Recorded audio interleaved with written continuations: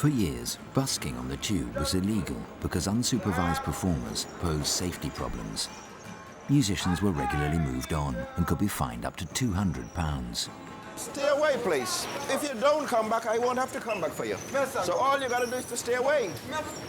No, just stay away, please. Please give us a break.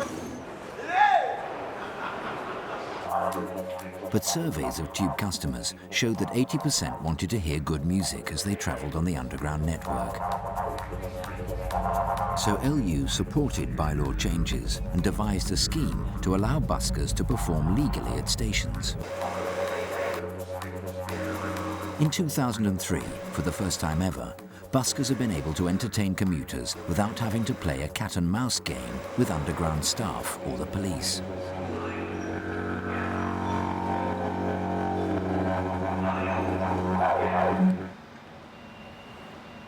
It's May, and at Canary Wharf, the first stage of a 4-month busking trial scheme is about to get underway. In true pop idol style, buskers have been invited to audition for their licenses. The scheme is being sponsored by a drinks company and run by Pamela Stevenson Promotions and Automatic Management. Bob Morris is overseeing the auditions. What we've always planned is to bring in fresh new talent. People that have thought in the past it was unsafe to busk because of, getting moved on, getting arrested. Nettie Rhodes is just the kind of person LU is after. I'm a recorder player, and I believe that it's possible to play any kind of music at all on a recorder, practically. For which reason I'm basically busking because I want to be able to tell the world that. So if I'm standing on a street corner playing music, then people are hearing the recorder played reasonably well. There are people who play it a lot better than me, but I'm a bit higher than primary school level.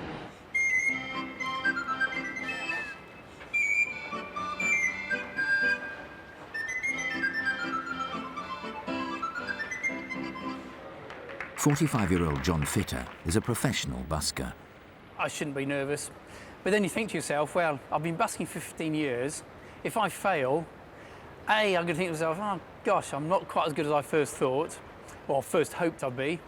And also, what else? How am I going to earn a living now? It means I'll have to go back to regular employment.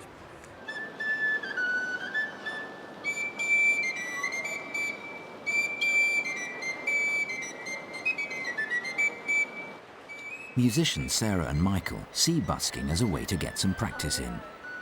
We just want to be heard, really, and also it's like a rehearsal as well. It's sort of hopefully a bit of a paid rehearsal instead of just practicing indoors. We can, play outside and get heard.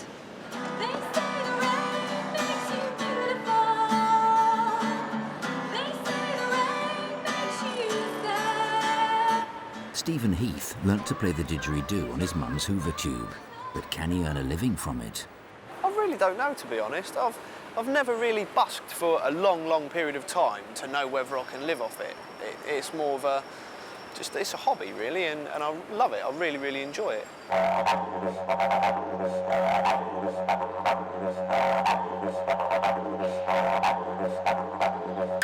The auditions have attracted a mixture of novices and experienced buskers.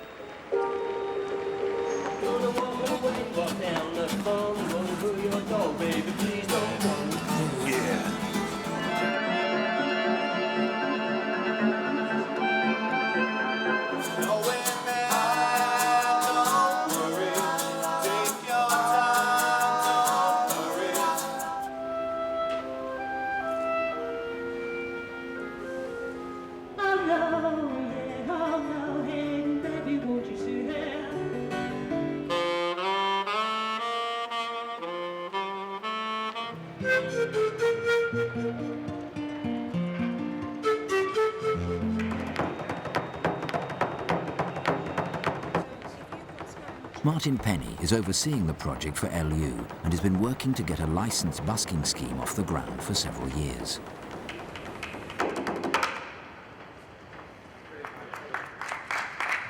It's a very emotive project because there's been a history of conflict between the staff and buskers, because we have obviously, it has been a legal practice and we have sort of chased them out in the past. Just take a seat down there. There's a culture of removing musicians from the underground, which has been difficult for me to try and sort of break. If it works out, it could be all right, yeah. Just leave me alone, it'd be fine, man, you know. It'd be good, it'd be an experience. As an illegal busker, Errol Linton has outstanding fines of over £600. Sometimes you are made to feel, you know, like you're something at the bottom of someone's shoe, you know what I mean? Even though you're just playing a bit of music, you know?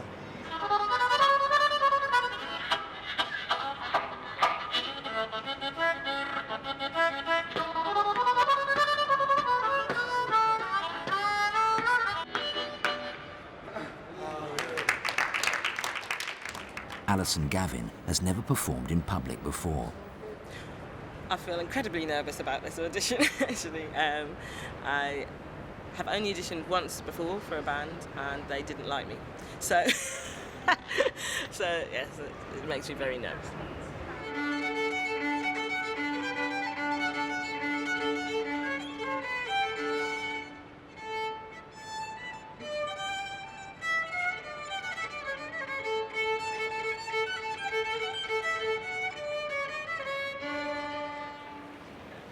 Lovely. Drops a couple, didn't you, love? Slip on the strings. For a moment, Bob's feeling a bit Simon Cowell. Where did you learn to play? At school. Oh, right, OK, yeah. What, was your teacher deaf, or...? Oh, I was only joking. I was only joking. And what's your repertoire? I mean, how many songs can you play? How many songs? Well, I mean, I've been playing since I was 9, so... Right. Well, you couldn't play that one, could you? Auditions are over for the day. John has a few reservations about the scheme. My biggest worry is that with this new system, maybe people think, oh, the buskers, they're licensed, there's sponsorship, they're doing all right, and maybe I'll get less money. Stephen's main concern is his performance. I did feel nervous in the end, and my mouth just totally dried up and I couldn't get anything out. So I kept on, like, going silent and had to keep, like, stopping and starting. So, but I don't know whether they know what didgeridoo sounds like to know that I did that, really. LU has designated 12 stations for legalised busking. Musicians can book a 2-hour slot on one of 25 pitches. John has been licensed and is at Piccadilly Circus. He's busked on the underground almost every day for the last 15 years. This evening is no exception, although for once he won't be breaking the law. I've got to have that on so that the staff and the police know who's an official busker who's supposed to be there and who's sort of not supposed to be there and who's trying to take a pitch away from a legal busker. So, so I see this as my friend. Nettie also has a licence and is at Leicester Square to busk her first 2-hour session. I'm a busker. You're a busker? Yeah. Thank you. Whereabouts on the Northern Line is it? You'll see it. There's a pitch on the floor for you. Oh, it's all marked out? Yes. Oh, wonderful. All right. You're on stage. I didn't realise that. Yeah. You're on stage there. Oh, how marvellous. Oh, excellent. Thank you. Right, no problem. Take care. I wonder if they're busking people. It looks as though Nettie's pitch is already taken.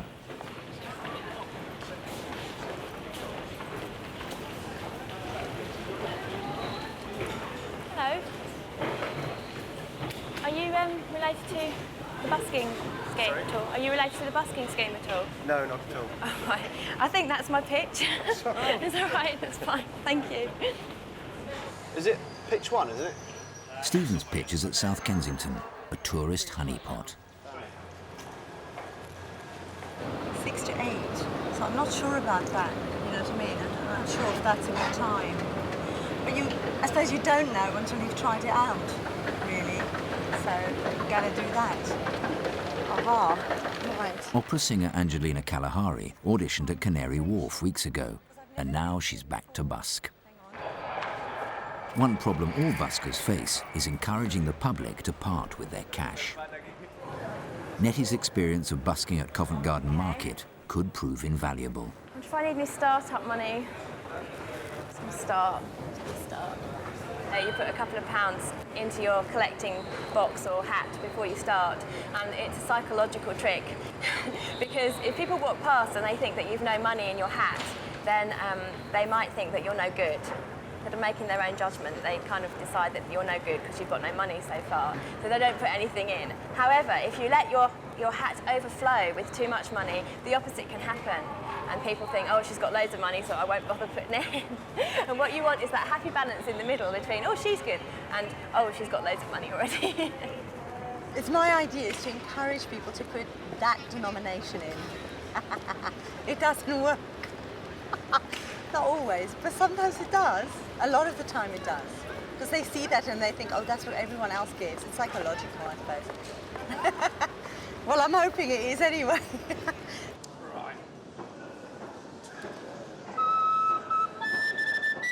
Experienced busker John has to make £11 a day to survive.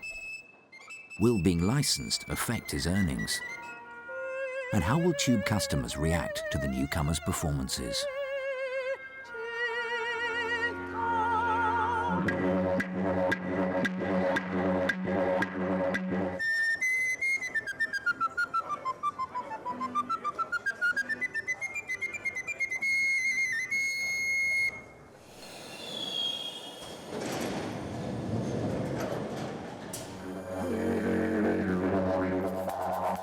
The busking trial on the Tube has been running for 2 weeks, and licensed buskers are performing at stations across the network.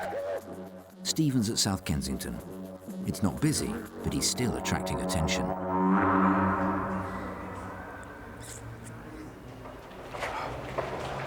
That's fantastic.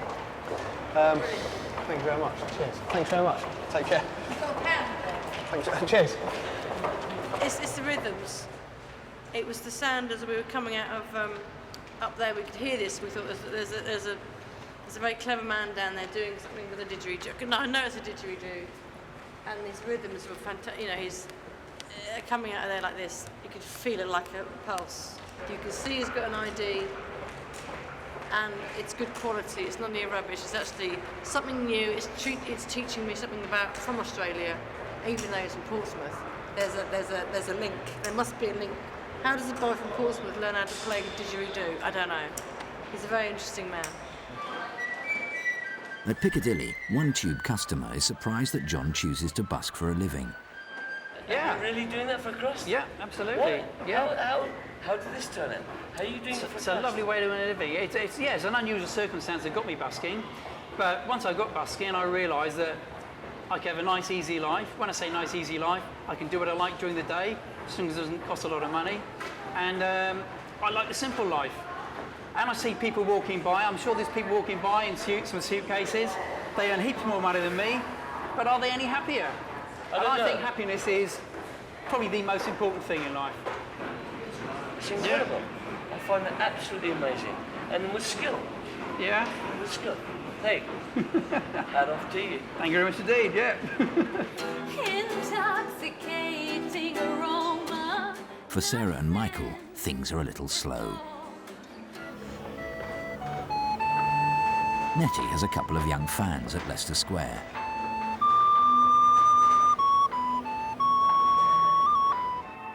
And at Canary Wharf, the money's really rolling in for Angelina.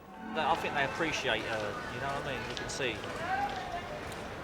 Put it this way, there's more money gone in there than I've seen in a couple of weeks down here. Wow. Well, I'll definitely come back here. This was fun. I think there's a bit in there today. Don't you reckon? 4.20. Nettie is comparing her takings to what she makes at Covent Garden Market. 9.32. It's about right. It's about right for an hour. Is it an hour, £10 an hour? It's okay, it's about right. But not everyone's doing quite so well. I must say, we were hoping to make at least enough to buy a couple of pints afterwards, but I think we're going to have to dip into our own funds by the looks of it to do that now, which is a bit disappointing, but it's been good fun actually. You can definitely feel yourself loosening up as you go along and getting into it, you know, so it's good for confidence and, yeah, you know, I enjoyed it. It's good. I've made about £8, I would say. £8. That's about an average sort of pitch. I would get normally between per hour. One there. Between about anything between £4 and £12 an hour, and anything in there I'm very happy with. It's probably closer to 4 more often than it's closer to 12, unfortunately, but if I improve, you never know, I might start earning more, so get some more tunes. Oh gosh, you know, I always have a good look round. You never know, sometimes throw something and it bounces. Right, good. John still has time to boost his earnings with 2 more hours of busking at Piccadilly's other pitch. Automatic. Hello, automatic. At the automatic office, phone lines have just opened and licensed buskers are calling in to book pitches at their preferred stations. Jerry Smith is in charge. I think in general, Piccadilly Circus, Oxford Circus and Leicester Square are the 3 really favoured places. Bank, Bond Street, Canary Wharf, Green Park, Leicester Square, London Bridge. We've now had 422 applications and we have approved 285 licences. 8 p.m, yeah? We have 1,200 slots a week to fill, so it's 1,200 musicians playing 1,200 sessions a week, so it's quite a lot. Yeah. Automatic. Stephen has booked himself an evening slot at one of the West End's busiest stations, Piccadilly Circus. It seems to be paying off.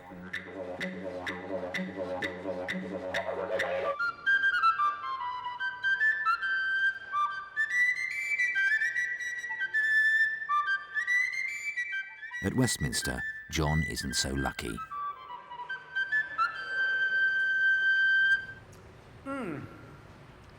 Maybe I should learn Silence is Golden. I get the impression I might be wasting my time here. I don't think I'm going to get much more than 11p, so I think I'll do the sensible thing and try and look for a busier place to play. Back at Piccadilly Circus, Stephen's having to carry out some emergency repairs. Where it's really hot and humid and close down here, the wood's expanding and I've got some cracks in there already. And the didge, to get really, really fast rhythms, it relies on quite a powerful back pressure. And whenever it cracks, it's constantly opening up all the time and it just makes the sound drop, so you can't really get very fast rhythms. The Aborigines, they used to before they played, because it was so dry, and it was really hard to get the thing fired up. You'd have to soak it in water to absorb all the water, then it would stop, clog all the pores up, and then it would play really, really crisp. So sometimes when I play, just pour loads of water down it, and then so it does the same thing, block all the pores up. The Busking Trial has been running smoothly for 10 weeks, and Martin Penny is looking to expand the scheme to new stations. He's at King's Cross, consulting with station manager Andrew Anthony and licensed busker Dimitri van Zwanenberg. There's been a slight overspill of illegal buskers from other stations that have now been licensed to King's Cross. So, going on the benefits and success of the trial in certain stations like Oxford Circus, it seems the right thing to do to consider licensing King's Cross now. If you get a good busker, obviously people want to stand and watch and listen and hear, and that would be no good on the bottom of an escalator. Indeed, there's quite a few pinch points at a place like King's Cross. It's not that spacious, basically. So we just need to pick the right spots. We're looking at something away from those sort of pinch points, but just right for the busker. So it's good that Dimitri today, for instance, we're going through it with him, and he's telling us where's best for him, and we're trying to come to a compromise.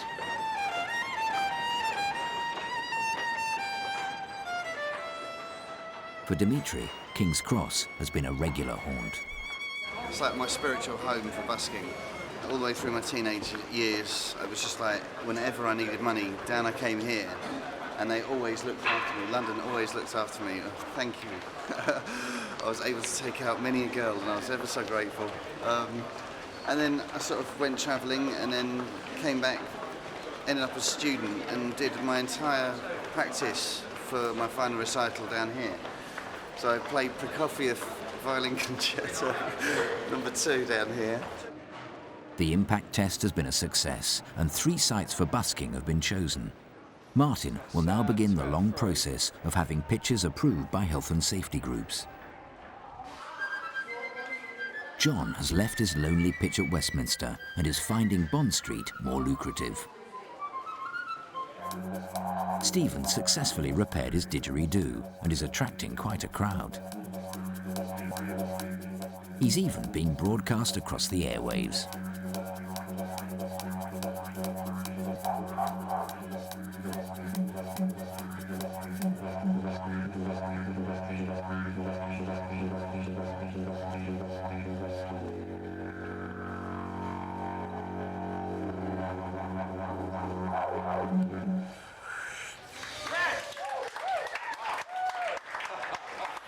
And when I came down the stairs here, and I could hear the rhythm of this guy playing, I thought, my God, you know, this isn't just somebody playing a didgeridoo, this is somebody playing a didgeridoo. And I had to stop and listen to it. Pleasure to meet you. And you. Really. Take care. Brilliant. Have a good day. Yeah. I mean, you've made my day. Oh, you know, good. I'm coming down here to catch a train. You know, I'm supposed to be at home by now. And I heard this, and I couldn't not listen to it. Absolutely first class stuff. Thank you very much. Yeah. I hope your dinner's not in the dog. Eh? I hope your dinner's not in the dog. Don't think it will. No, really. But I've got to put something in your box. I'll tell you what, whatever's in my pocket you get.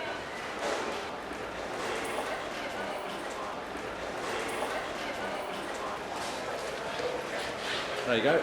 It's your lucky day. Thank you very much. Cracking. Wow. Thank you very much. Much appreciated. Stephen's had a good night, and it's time to head home. How much money do you think you made today? I don't know, it's quite heavy. I reckon about,